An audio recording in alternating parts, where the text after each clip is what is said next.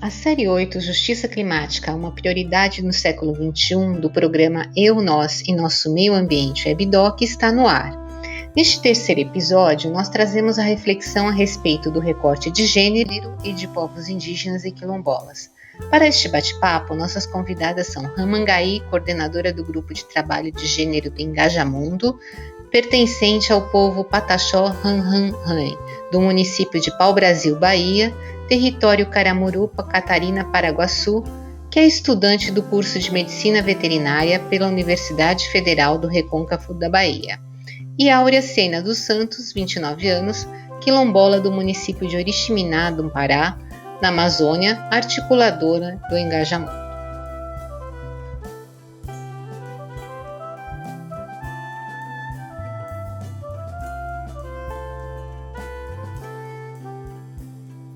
Ramangai, Áurea, obrigada pela participação no programa Eu, Nós e o Nosso Meio Ambiente WebDoc, nessa série que trata da justiça climática, uma prioridade no século XXI.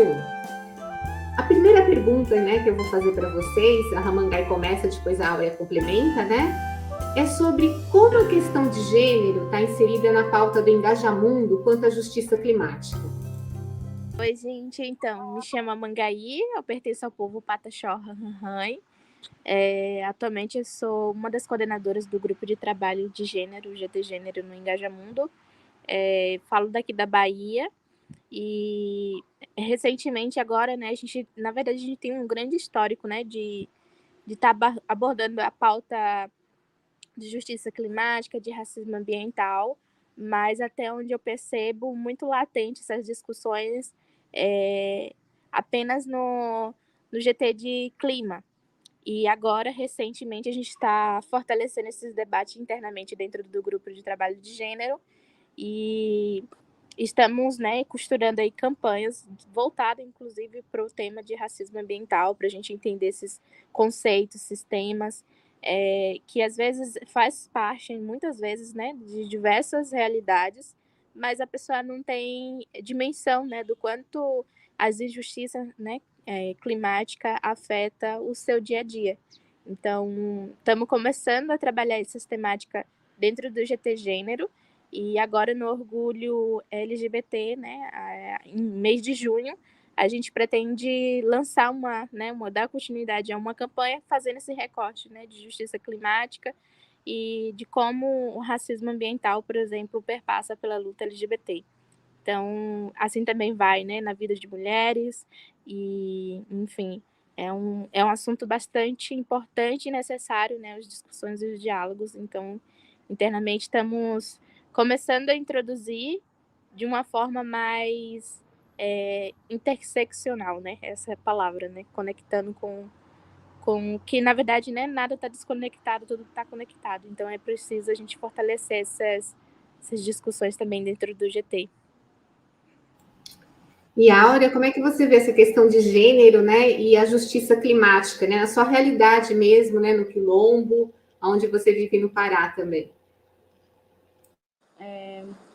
Eu me chamo Áurea Sena, eu sou aqui de Oriximiná, do oeste do Pará, do Quilombo do Boa Vista, no coração da Amazônia. E são pautas que elas nos afetam diariamente, que a gente vem construindo para tentar trazer para o nosso dia a dia, que o racismo ambiental é a pauta que está hoje em dia em alta, em todo lugar que a gente vai, tem essa conversa, esse diálogo sobre o assunto, porque nós, quilombolas, indígenas, nós somos os mais afetados em relação a isso, porque é de onde nós, na verdade, vivemos, do meio ambiente, para tentar sobreviver. Então, a gente tenta cuidar o máximo possível das nossas florestas, dos nossos rios, porque a gente sabe que isso pode nos atingir. Eu gostaria que você falasse um pouquinho também da realidade dos povos indígenas, dentro desse contexto, de gênero e também da ancestralidade dos povos originários com a questão da justiça climática, que você pode trazer também para a gente. Nós, mulheres indígenas, quilombolas, ribeirinhas, demais mulheres né, dos demais territórios tradicionais, somos as guardiãs da semente, né? É aquele sentimento mesmo, né, de cuidado, de proteção, do educar, né, do ensinar, que também é por esse olhar, né, de se manter preservado, né, nossas matas, né, em defesa da mãe terra. Então, a mulher indígena tem um papel muito grande, muito necessário, importante nesse processo, né, de compartilhar esse sentimento, assim, de cuidado. E, de uma maneira geral, os povos indígenas enfrentam diversas ameaças de todos os lados. Aqui no sul da Bahia também ainda tem um histórico muito forte, né, de perseguição de lideranças, né, de conflitos devido à questão territorial, né. Então, toda essa demora, né, de demarcar os territórios afeta diretamente a vida de várias meninas e mulheres, né. Já é muito, infelizmente, muito comum se escutar que meninas, né, crianças tiveram que parar de frequentar a escola porque não era seguro, né, não dava mais para continuar. Então, a questão territorial, né, essa injustiça, né, de se negar um direito originário e constitucional aos povos indígenas, ela perpassa, né, por essa questão também ambiental, né, socioambiental. Então, não dá para defender e falar em justiça climática sem antes, né, fortalecer a luta dos povos indígenas, defender o território demarcado dos povos indígenas, né, a regularização de terras, né, quilombola, de assentados, né, ribeirinhos. Então, tudo está muito conectado, né? E a pauta de gênero é o que cada vez mais também vem ganhando força dentro do próprio movimento indígena. As mulheres, né, ocupando seus espaços, assim, e eu não falo nem espaços, às vezes, fora, né, mais internamente também, de tomada de decisão. Então, a mulher ela já passa a ser vista não apenas como aquela que está ali para moderar os diálogos, moderar os debates, né, e, enfim, possíveis situações internas, né, mas ela também está ali como portadora de uma opinião, de uma visão, de um posicionamento, e isso é muito importante porque encoraja várias outras mulheres e meninas, né? E isso é fruto, assim, de muita articulação, muita luta também, muito movimento interno, e eu acho que é um pouco disso, assim, né? Agora, continuar nesse trabalho dentro das comunidades, com a forma até de fortalecer, né, essa autonomia, né, da pauta de gênero dentro do próprio movimento indígena como um todo. E quando a gente fala em eventos extremos, né, a gente sabe que cada região do país tem uma realidade, né, mas eu gostaria que você trouxesse a própria realidade de vocês também, né? Como é que os eventos extremos estão atingindo, né, a vida do dia a dia de vocês? Na minha comunidade, e até mesmo no município vizinho, assim, que é o município de Pau-Brasil, vizinho à minha aldeia, o que eu venho observando é aumento na quantidade das chuvas intensas. Acho que no sul da Bahia como um todo, e diversas cidades, regiões sofrem, né, com alagamento, principalmente no período agora de dezembro, início de ano, né, janeiro. O ano passado a gente teve esse problema, né, com alagamento na cidade, no município vizinho à aldeia, e literalmente são eventos extremos, assim, porque não dá para dizer chuva de verão, não dá, hoje não se tem mais isso, assim. Antigamente os mais velhos olhavam para o tempo e falava tal dia vai chover, ou tal dia, né, a chuva tá vindo. Hoje em dia tá tudo muito muito confuso, justamente por essas consequências, né, que se reflete, né, no clima. E ao mesmo tempo que a gente tem essas chuvas intensas, que causa alagamento, que causa perdas na produção da agricultura, né, do cultivo da terra, porque planta é assim, né? O que a gente planta no roçado é assim, não pode ter água demais, também, obviamente, não pode faltar água, né? Então, quando as chuvas é muito prolongada, perde, né, muita coisa também por conta disso. O fruto, a verdura ali não consegue desenvolver, né? Encharca, enche de água e perde. E a gente sentiu isso também muito, assim, foi um impacto, inclusive, durante a pandemia, que a gente também teve muitas chuvas durante a pandemia e muita perda de produtos, né, que era cultivado, assim, da terra. E ao mesmo tempo que a minha comunidade, ao mesmo tempo que a gente também tem esse histórico muito grande de chuvas, que por um lado às vezes é bom, porque é bom para quem está na aldeia, né, consegue molhar a terra, né, enfim, é bom nesse sentido, mas também a gente tem a questão da dificuldade no acesso à água potável. Minha aldeia, apesar de ser uma região que chove, que é bastante úmida, né, região de Mata Atlântica, não tem água potável. Em 2015 a gente teve uma forte seca na região nordeste como um todo, e o rio no fundo da minha casa, no rio na minha aldeia, secou completamente. Então, ao mesmo tempo que a gente tem esses picos de chuva, a gente tem esses picos de seca muito mais prolongado.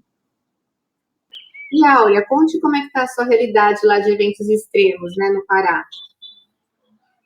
A gente está vivendo uma forte cheia lá em Manaus, muito desastre, muitas casas caindo, afundando, devido os impactos, né, que a gente vem sofrendo, consequências da gana do homem, né, em querer passar por cima das coisas, e isso nos afeta diariamente, como a Mangai falou, que antigamente os mais velhos falavam para a gente quando ia chover, quando era o tempo de seca, o que tanto seria. Hoje a gente não sabe mais disso, a gente fica perdido no tempo, a gente não sabe se é uma chuva de verão, se é uma chuva de inverno, e a gente fica meio que à deriva no quilombo, porque a gente não sabe se vai plantar e se a nossa plantação vai prestar para a gente consumir. E isso nos prejudica total.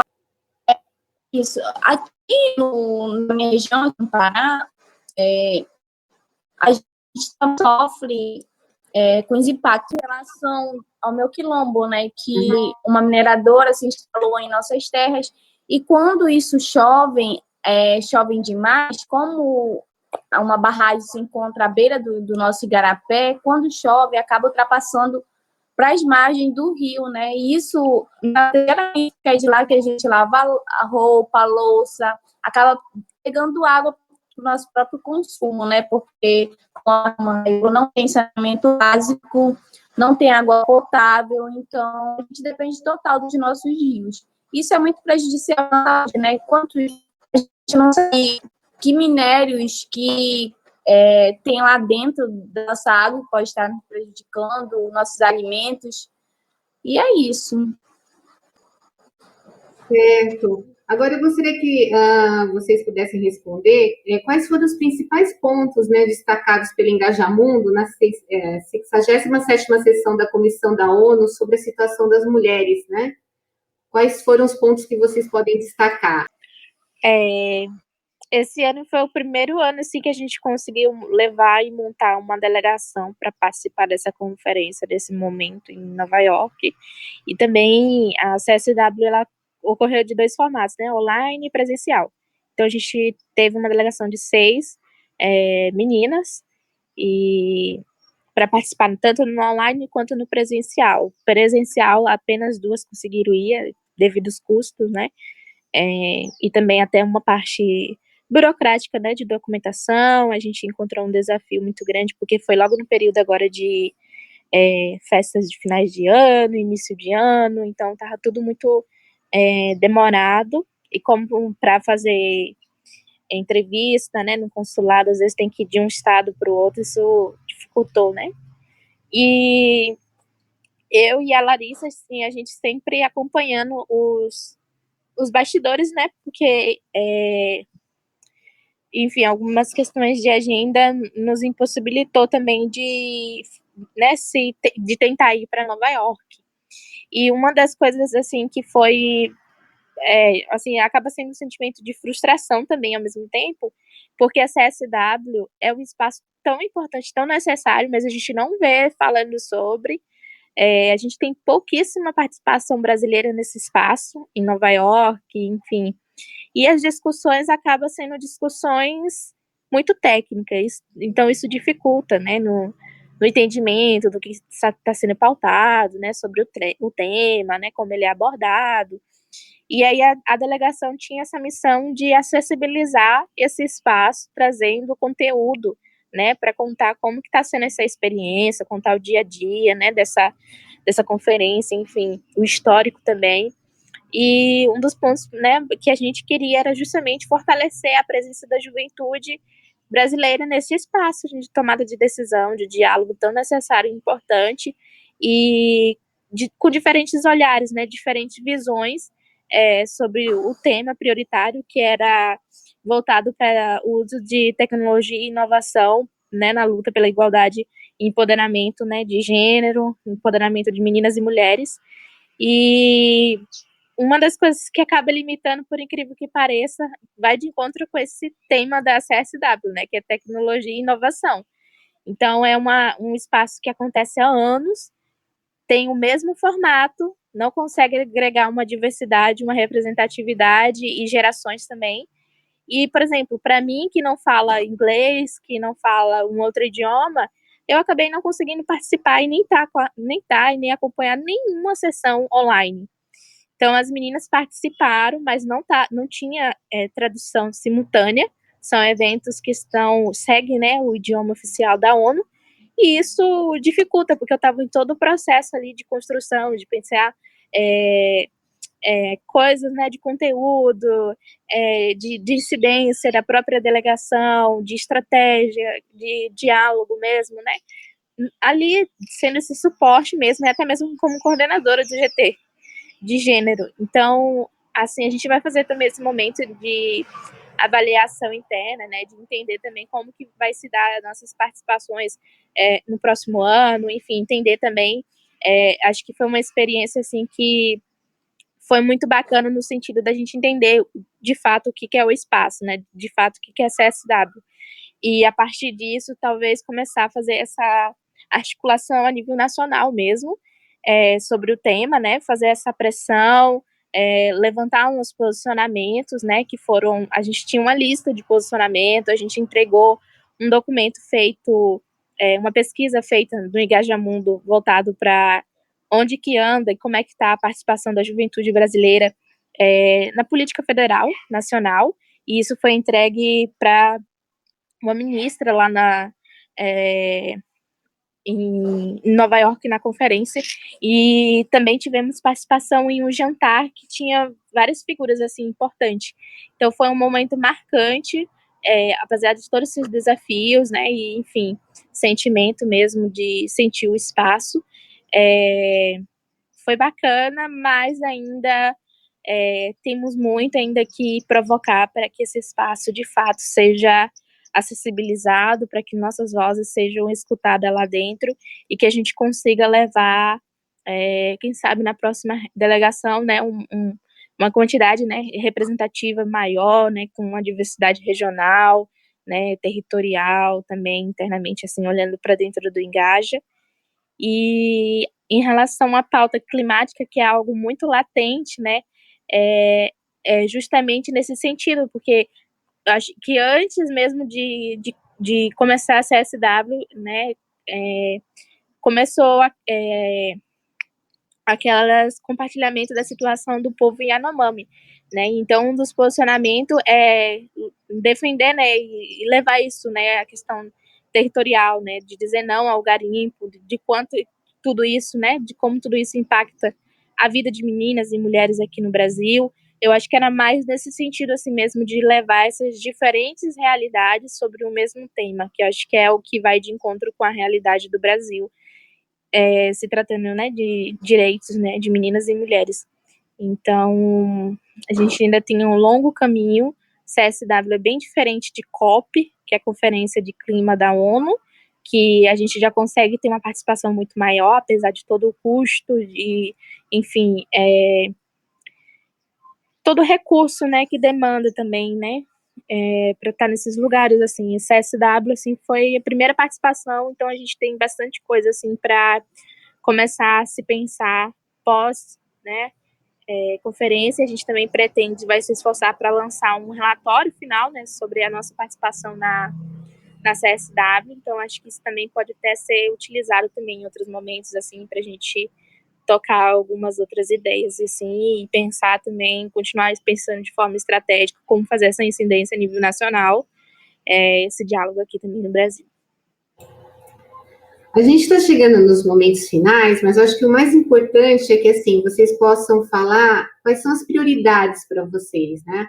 A questão da justiça climática, no combate ao racismo, né, ambiental. Cada uma de vocês fale, assim, quais são as prioridades? O que vocês falariam para os governantes, né? Okay.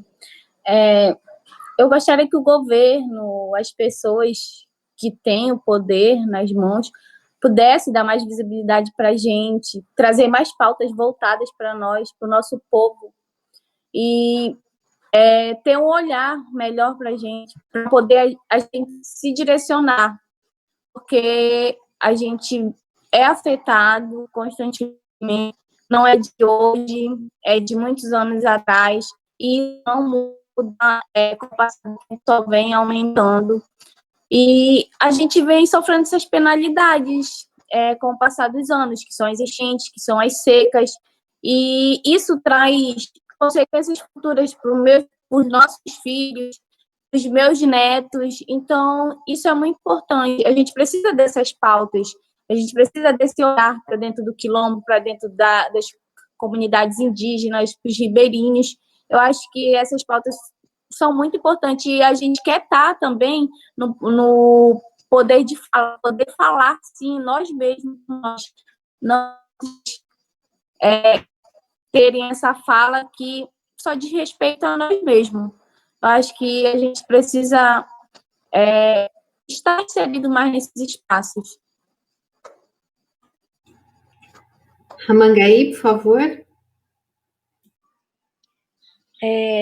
Concordo muito, assim, com o que a Áurea trouxe de fato, nos incluir nesses processos de tomada de decisão e, sobretudo, acho que fazer mais um específico, assim, né, que ouça a juventude, que escute, né, o que as nossas ideias, o que a gente tem pensado, o que a gente vem trabalhando, assim, e também possibilite essa escuta ativa, né, porque a gente é um território grande, o Brasil é muito grande, tem vários territórios, tem várias comunidades, então é isso, assim, que honre seu compromisso mesmo com a pauta ambiental, né, que honre sua responsabilidade ali pela igualdade de gênero e que escute a juventude, né, que consiga avançar, inclusive no processo de demarcação de terras indígenas, que eu acho que é também algo muito prioritário, assim, extremamente prioritário, né, na conservação da nossa biodiversidade,